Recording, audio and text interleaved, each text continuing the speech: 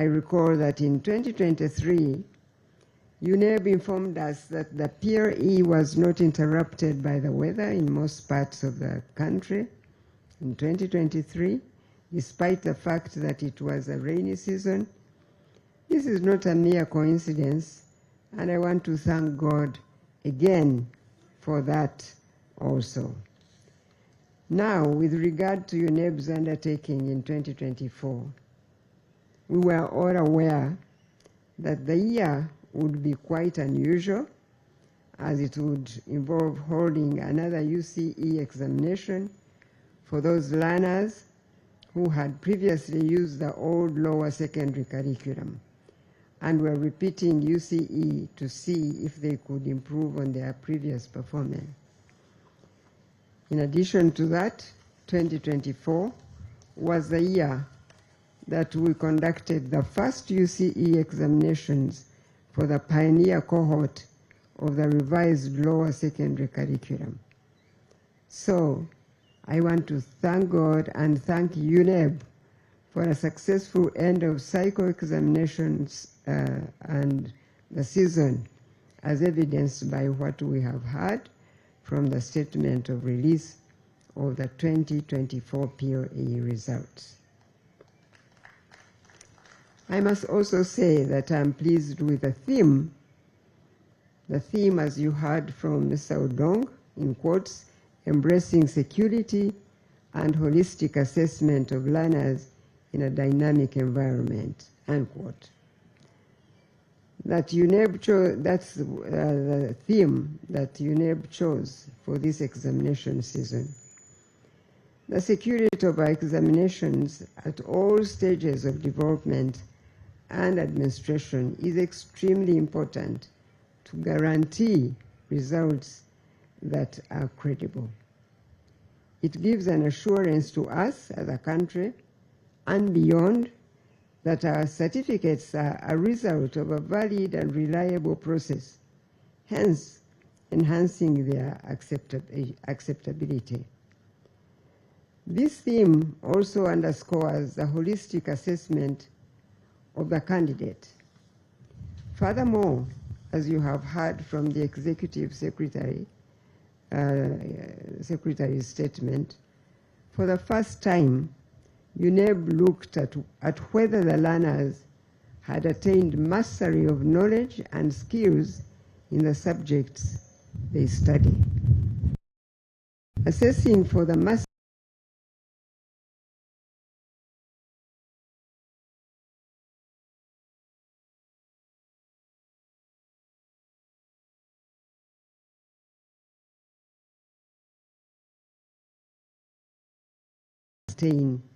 every time we get these results. Measuring mastery of knowledge and skills provides a better appreciation of the extent to which the learner has been able to gain in-depth knowledge in the given subject, how to apply the knowledge and analyze information in order to solve problems in environments that they are familiar with and in new situations as well. Therefore, I encourage Uneb to provide teachers with additional guidance and training so that they gain a better understanding and appreciation of the assessment of mastery of knowledge and skills, and how they can use this approach to tailor individual attention to learners who may be struggling in one or more areas. It is good to note now that our universal education policy has enabled more children to attend school, as seen from the significant increase in candidature and decrease in dropout or absenteeism. That is now at only 1.3%, as we heard from Mr. Odong. As you have heard in the statement of his release, this trend has been on a steady decline over the last 5 years, from a high of 1.8% in 2019. Nonetheless, I want to call upon head teachers and school management committees to pay attention to the problem of learner dropout, especially those that have registered for PLE. We must look into this issue and understand why a learner who has registered to sit PLE does not show up to sit these exams, even though it's on the decrease. But it's better we look out into this and know what makes these learners drop out at the last minute.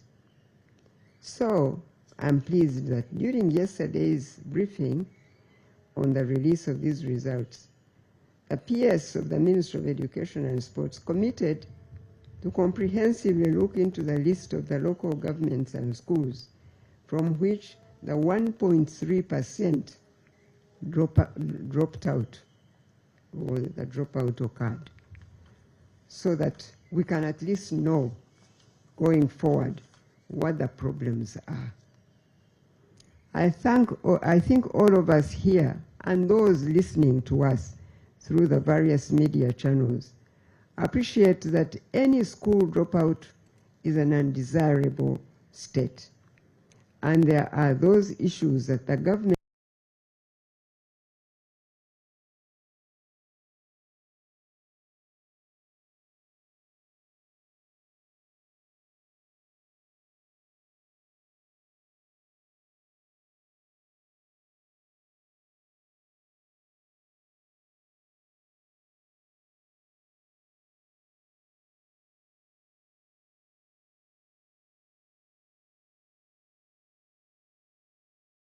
needs primary service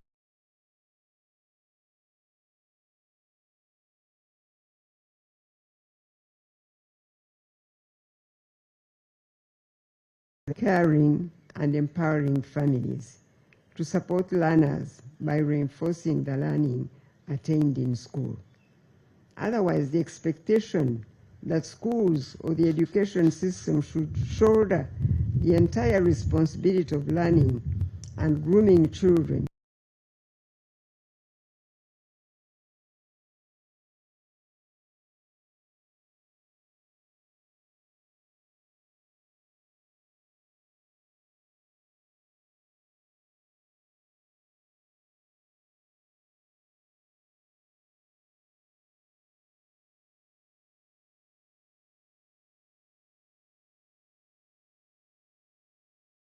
Uganda Prison Service in offering education services to the inmates.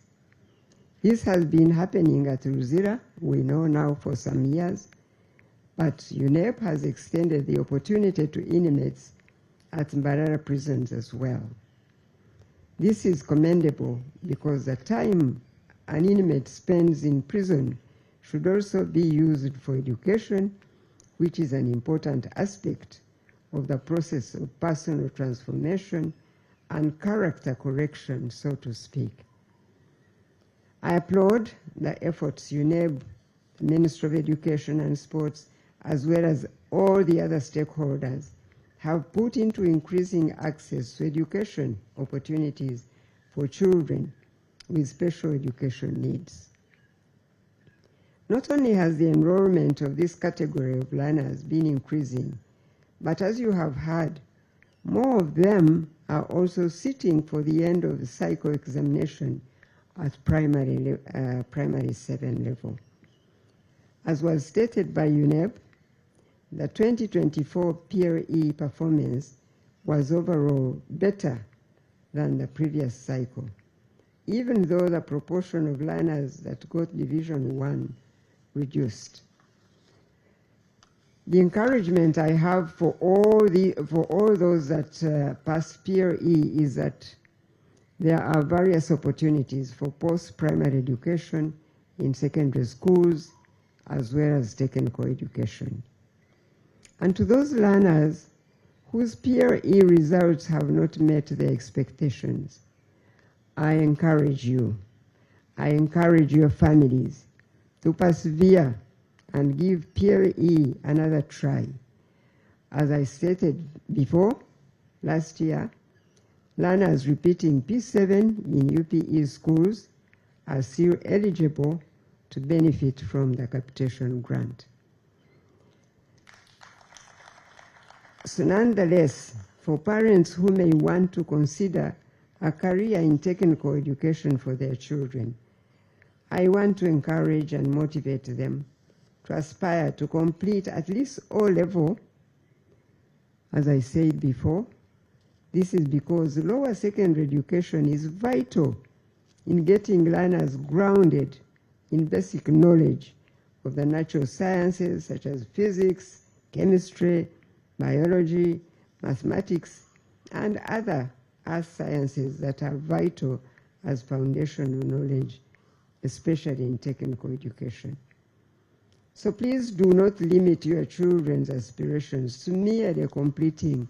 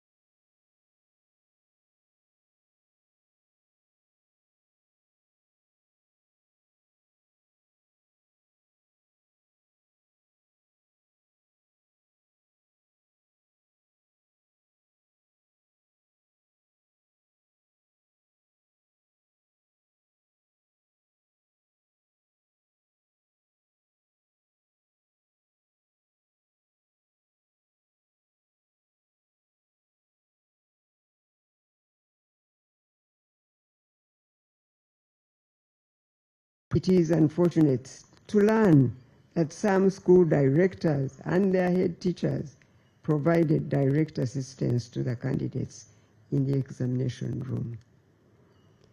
In such cases, we shall let the law take its course and thereafter subject those found guilty to the appropriate disciplinary process of the teaching service.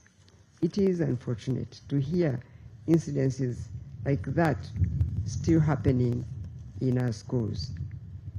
I express my sincere appreciation to all the government agencies, including the security forces, the judiciary, and other stakeholders that play a critical role in ensuring that the government delivers quality end-of-cycle examinations for their unwavering support and commitment.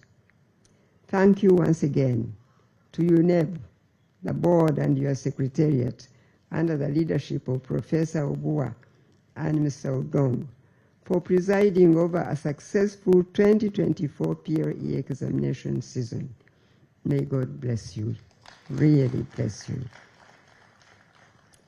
Allow me now to thank the parents and guardians that supported all our children whose results are being released today. Thank you for all the sacrifices you make for the education and well-being of your children. My gratitude also goes to the teachers and staff in all our schools who do a great job in the learning experience of these young people. Well done to all of you. Lastly, I call upon the general public and especially families that have children that shall be reporting back to school for the new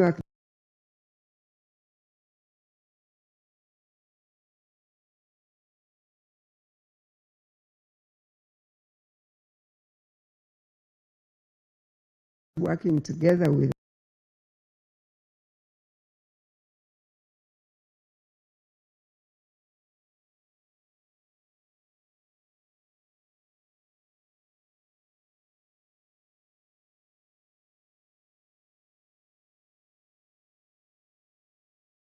periodic updates released by the Ministry of Health and guide your staff, learners, and parents appropriately. Finally, I'd like to inform the public that the selection exercise for Senior 1 will take place on the 30th and 31st of January 2025. The Ministry of Education and Sports will communicate the further details. We expect first term for the Senior 1 cohort of 2025 to commence on the 17th of February 2025. It is now my singular honor and pleasure to release the 2024 primary living examination results for the public use. I thank you all.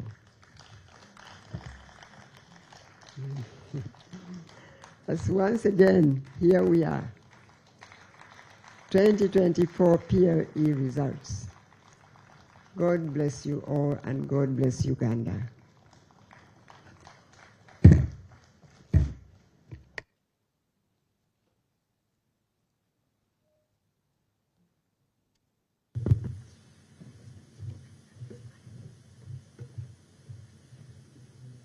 Thank you, Mama.